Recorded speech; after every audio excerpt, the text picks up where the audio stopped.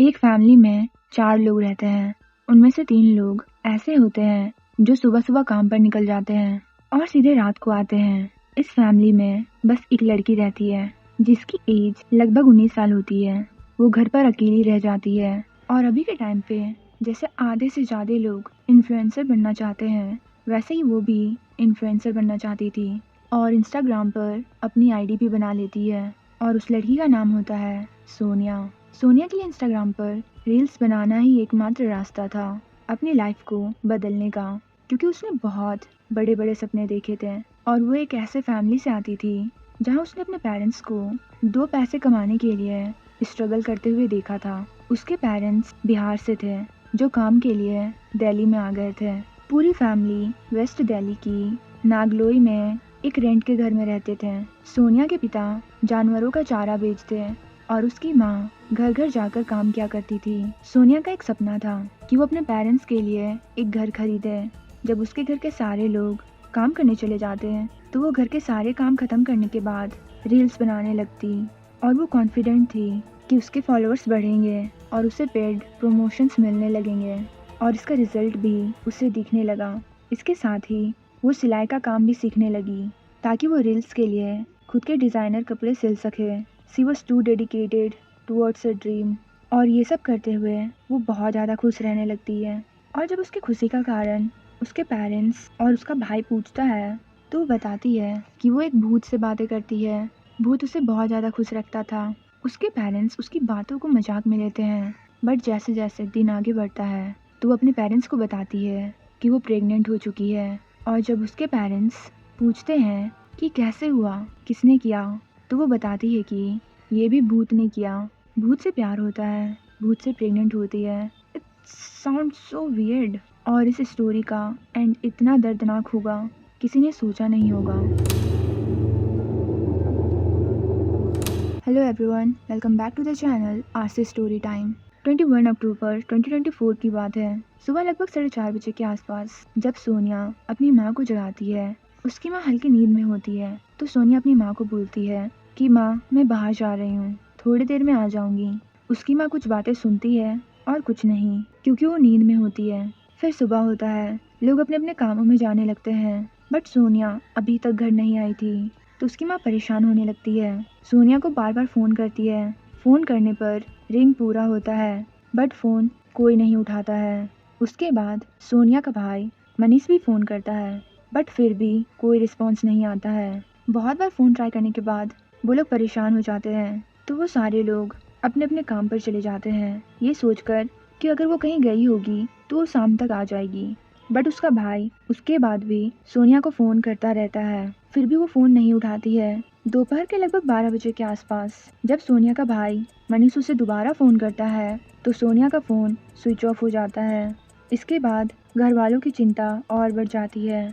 जब वो अपने काम से घर आते हैं तो आसपास के लोगों से भी पूछते हैं और उसके फ्रेंड्स को भी कॉल करते हैं, बट कोई भी सोनिया के बारे में कुछ नहीं बताता है। फिर घर वाले परेशान होकर रात के 7-8 बजे घर के पास ही वाले पुलिस स्टेशन में जाके सोनिया के मिसिंग होने की रिपोर्ट करते हैं। पुलिस वाले घर वालों को बोलते हैं कि वो अपने दोस्तों के साथ कहीं चली गई होगी, एक दिन का वेट करो, अगर वो नहीं आती है तो फिर हम इन्वेस्टिगेशन करते हैं। पुलिस वालों की बात सुनकर घर वाले वापस घर आ जाते हैं। एक रात बीत जाता है पर सोनिया वापस घर नहीं आती है। उसके बाद सोनिया के पेरेंट्स वापस पुलिस स्टेशन जाते हैं और उन्हें इन्फॉर्म कर देते हैं कि उनकी बेटी अब तक घर नहीं आई।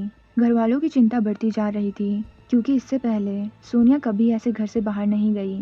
पुलिस अपनी तरफ से इन्वेस्टिगेशन शुरू करती है। 23 अक्टूबर 2024 को दोपहर के लगभग 2 बजे के आसपास पश्चिम बिहार के स्टेशन से सोनिया के भाई मनीष को फ़ोन आता है। पुलिस कहती है कि तुम्हें स्टेशन आना पड़ेगा क्योंकि तुमसे कुछ ज़रूरी बात करनी है। जो रिपोर्ट लिखवाई गई थी, लेकिन फ़ोन पश्चिम बिहार के थाने से आता है। जब वो स्टेशन जाता है तो उसे एक लड़का दिखता है, संजू उर्फ सलीम। साथ ही उसका एक दोस्त होता है, पंकज। वो सामने बैठे हुए होते हैं। दरअसल कुछ ही घंटे पहले पश्चिम बिहार के एक पार्क में ये दोनों लड़के खड़े थे, एक बिना नंबर प्लेट वाली बाइक के साथ। जब उनसे पूछा जाता है तो वो सही से बात नहीं करते हैं और थोड़ा डर डर के किसी भी क्वेश्चन का आंसर दे रहे थे और पुलिस के सामने बहुत ज़्यादा घबरा रहे थे। ये सब देखकर पुलिस वालों को उन पर शक होता है, इसलिए उन दोनों को पकड़कर स्टेशन लेकर आते हैं और जब उनसे अच्छे से पूछताछ किया जाता है तो वो दोनों सोनिया का नाम लेते हैं। इसलिए पुलिस वाले सोनिया के भाई मनीष को बुलाते हैं। फिर मनीष उनसे पूछता है कि मेरी बहन कहाँ है, बट फिर भी सलीम और पंकज कुछ नहीं बोलते हैं। ये बात स्टार्ट होती है जब सोनिया अपने पेरेंट्स को बताती है कि वो प्रेग्नेंट है। तो जब उसके पेरेंट्स उसे पूछते हैं तो वो शुरू में बोलती है कि ये सब भूत ने किया है, बट जब उसे अच्छे से पूछा जाता है तो वो संजू का नाम लेती है। आज से करीब 1.5 साल पहले सोनिया संजू से मिलती है। संजू नहीं, सलीम। सलीम ने अपने आप को ऐसा पोर्ट्रे किया था कि वो हिंदू है और उसने अपना नाम संजू बताया था। वो दोनों मिलते हैं और वो दोनों को प्यार हो जाता है। बेसिकली सोनिया को प्यार होता है क्योंकि संजू शुरू से ही उसे सारा चीज़ झूठ बताता है, अपने नाम से लेकर अपने कास्ट तक। यहाँ तक कि वो सारे हिंदू वाले फेस्टिवल्स उसके साथ सेलिब्रेट करता है। उसके बाद पुलिस की पूछताछ पर भी वो कुछ नहीं बताते हैं, बस इतना बोलते हैं कि वो शाम तक घर आ जाएगी और वो वहाँ से जाने का तमाम बहाना बना रहे थे।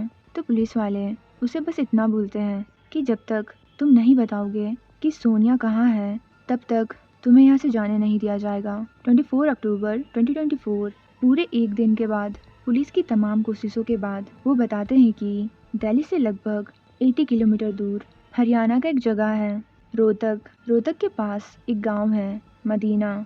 आप लोगों को मेरे साथ वहाँ चलना होगा। तो पुलिस वाले उसके साथ जाते हैं। वहाँ जाकर वो एक जगह दिखाता है। वो एक गड्ढे की ओर इशारा करता है और वो गड्ढा ऐसा दिख रहा था जैसे उसे कुछ दिनों पहले ही खोदा गया है। उस गड्ढे को देखकर पुलिस वाले, घर वाले सब इतना महसूस कर चुके थे कि कुछ तो बहुत बुरा हुआ है सोनिया के साथ। उस गड्ढे को जब खोदा जाता है तो 4-5 फुट की गहराई से एक लाश निकलती है। लाश के कपड़ों के आधार पर उसकी पहचान कर ली जाती है तो पता चलता है कि ये लाश सोनिया की है।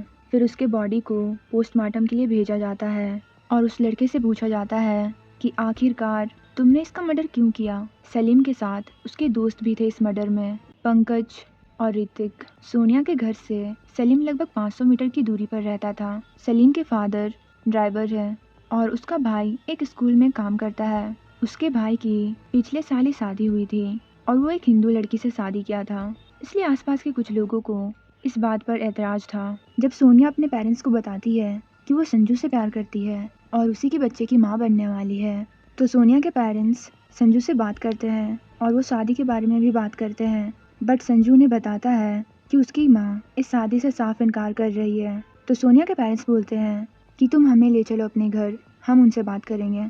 बट संजू उन्हें लेकर नहीं जाता है और बार बार बस यही बोलता है कि उसकी माँ इस शादी से साफ इनकार कर रही है और वो इस शादी के लिए नहीं मानेगी। यहाँ पे एक और रीज़न था कि संजू सोनिया के पेरेंट्स को अपने घर क्यों नहीं ले जा रहा था, क्योंकि अगर वो उन्हें ले जाता तो उन लोगों को पता चल जाता कि ये संजू नहीं सलीम है और सोनिया संजू से ही शादी करना चाहती थी और संजू बार बार शादी से मना कर रहा था और वो सोनिया से शादी नहीं करना चाहता था। वो अबॉर्शन की बात बार बार बीच में लाता था और सोनिया अबॉर्शन बिल्कुल भी नहीं करना चाहती थी।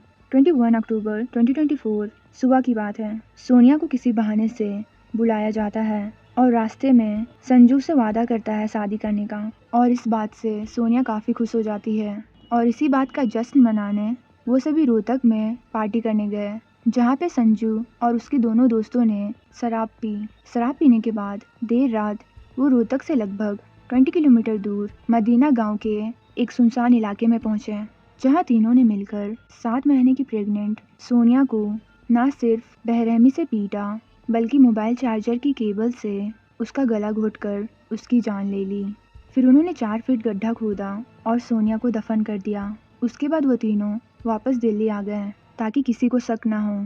संजू ने पुलिस को ये बताया कि सोनिया उसे बार बार शादी करने के लिए बोल रही थी और वो इसके लिए तैयार नहीं था। उसने सोनिया को इस बच्चे को अवॉर्ड करने के लिए भी कहा, लेकिन सोनिया हर कीमत में ये बच्चा चाहती थी और संजू के साथ घर बसाने की जिद कर रही थी, इसलिए उसने सोनिया को ही हमेशा के लिए रास्ते से हटा दिया। सोनिया ने कभी इमेजिन भी नहीं किया होगा कि जिससे वो इतना प्यार करती थी, जिसके बच्चे की वो माँ बनने वाली थी, उसने ही उसकी जान ले ली। सलीम ने अपने बच्चे के बारे में भी नहीं सोचा।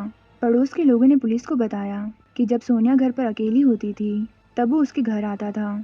अभी तीनों को अरेस्ट कर लिया गया है। क्या सोनिया को पता चला होगा कि ये संजू नहीं सलीम है, जो बस उसका फ़ायदा उठा रहा था। प्लीज़ सारी लड़कियों थोड़ा सा केयरफुल रहो, किसी पे भी ऐसे ट्रस्ट मत करो। Thank you for watching, be safe.